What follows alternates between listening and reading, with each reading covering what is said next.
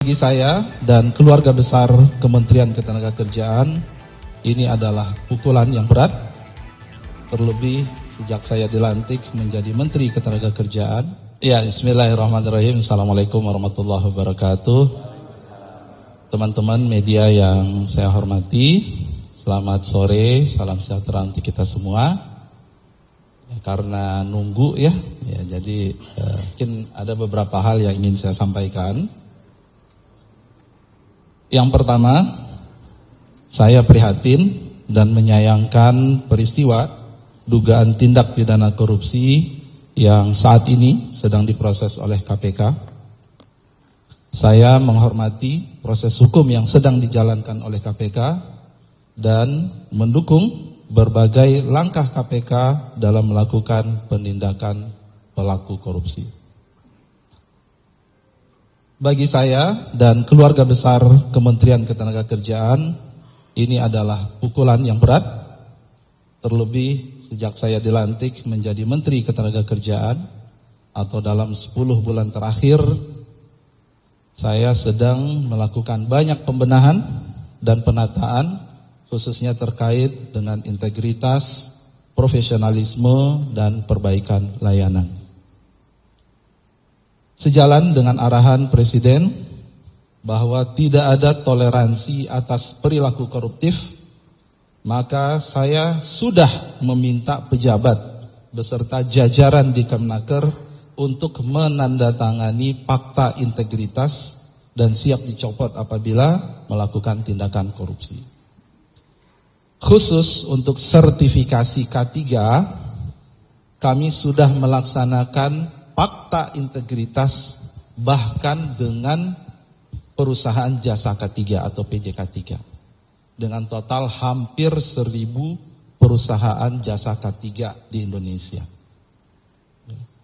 Dan ini baru selesai sebenarnya, dan untuk membuat komitmen supaya tidak ada praktek suap, pemerasan dan atau gratifikasi.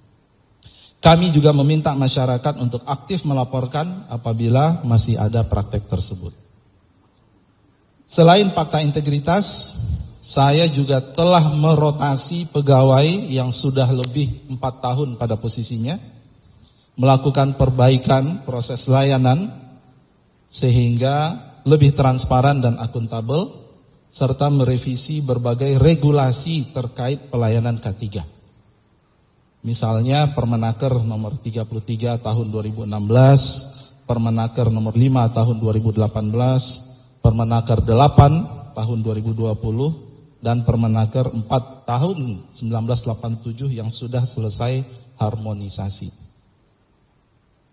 Peristiwa ini harus dijadikan pembelajaran bersama, dan saya berharap ke depan tidak ada lagi insan di Kementerian Ketenagakerjaan yang terlibat praktek korupsi atau penyimpangan dalam bentuk apapun. Sekian, terima kasih. Pak, posisi Wamenaker sekarang ini gimana, Pak? Tunggu aja ya. Masih belum ada keputusan berarti dari Bapak ini bakal jadi. Tunggu aja informasi dari KPK. Menteri Pak, Satu. berarti layanan K3 untuk sertifikasi tetap berjalan kan, Pak? Tetap berjalan. Ya. Tadi Pak Mensesnek sudah menyampaikan kalau misalnya akan ada peluang potensi untuk penggantian Wamenaker gitu. Itu tanggapannya seperti apa? Ya kita. Yang kedua, kinerja Kemenaker kan dinilainya bagus. Gitu. Tapi dengan adanya kasus ini menjadi catatan tersendiri.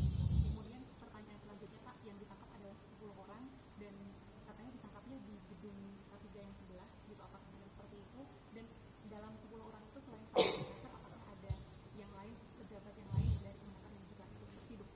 Ya, terkait dengan proses tadi malam, detailnya siapa, kami cenderung kita tunggu dulu ya, tunggu nanti. Saya yakin KPK akan menyampaikan press conference-nya, ya, sehingga kita dari situ nanti kita lihat, ya. Dan tadi saya sampaikan ya kita tunggu, dan ini harus kita hormati proses itu, ya.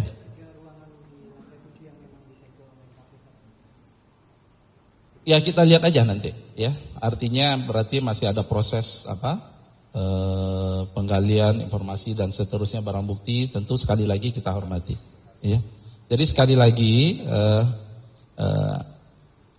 berbagai hal ya sudah kita lakukan ya untuk membangun sistem yang lebih baik di Kemenaker ini ya.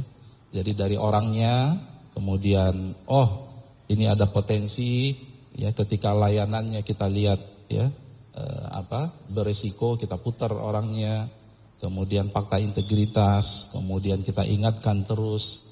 Kemudian teman-teman kalau lihat di sini ada patung orang pakai rompi orange gitu ya. Saya selalu mengingatkan ya, proses layanan kita perbaiki, apalagi K3 ini saya sangat concern. Angka kecelakaan kita masih memprihatinkan, kita perlu percepatan dalam pelayanan K3 dan seterusnya ya. Jadi makanya kami prihatin dan kita menyayangkan sekali sebenarnya. Di Ditjen K3 bakal ada perombakan dalam waktu dekat nih Pak? Tentu semua harus ada berbasis bukti ya, dan saya jamin kalau ada bukti dan kemudian itu ya benar ya, tidak ada toleransi. Tapi sekarang tentu kita praduga tidak bersalah dulu ya. Pasti, insya Allah ya. Iya, pasti. Kalau Menaker kan bukan dari menteri, ya tentu ya. Kalau dari saya kan eselon 1 ke bawah, ya. Itu kita serahkan, ya. Cukup? Pak, sampai saat ini udah ada tanggapan dari Presiden, Pak? Ya, tadi kan sudah ada informasi dari Sesnek ya. Jadi sekali lagi terkait dengan proses OTT-nya, kemudian siapa yang terlibat, kemudian kita tunggu aja dari KPK ya. Udah ada komunikasi langsung belum sama dari Pak Prabowo ke Bapak? Ya, tadi kan udah ada pas conference tadi Belum dari. ada berarti ya, Pak, komunikasi langsung. Pak, untuk Layanan sertifikasi K3 ini di kasus yang terjadi ini apakah Kemenaker akan melibatkan pihak ketiga juga, misalnya lembaga sertifikasi? Jadi begini, ini sertifikasi K3 ini memang melibatkan pihak PJ K3 sebagai mitra. Nggak mungkin pemerintah sendiri yang melakukan sertifikasi. Jadi melibatkan PJ K3, disitulah kita harus pastikan bahwa mereka itu punya komitmen. Ya, kita sudah lakukan itu. Bahkan kemarin saya sampaikan PJ K3 yang belum melakukan komitmen ulang fakta integritas, kita tahan dulu izinnya. Ya udah tahan. Tapi tetap ya ini kan proses dari suatu sistem yang sudah lama ya. Jadi memang perbaikan itu butuh upaya-upaya yang kemudian harus lebih intens lagi, dan inilah yang terus menjadi PR kami ke depan. Ya. Cukup? Dah nantilah detail nanti Pak Dirjen aja jawab ya. Belum tahu, saya belum tahu. Nanti tunggu aja dari KPK ya. Oke. Makasih semua. Tunggu aja, sabar dong. Ini kan belum 1 kali 24 jam, tunggu ya. Nanti kalau ada yang perlu kami jelaskan, kita tunggu dulu dari KPK. Insya Allah besok kita bisa ketemu lagi. Ya. Assalamualaikum warahmatullahi wabarakatuh.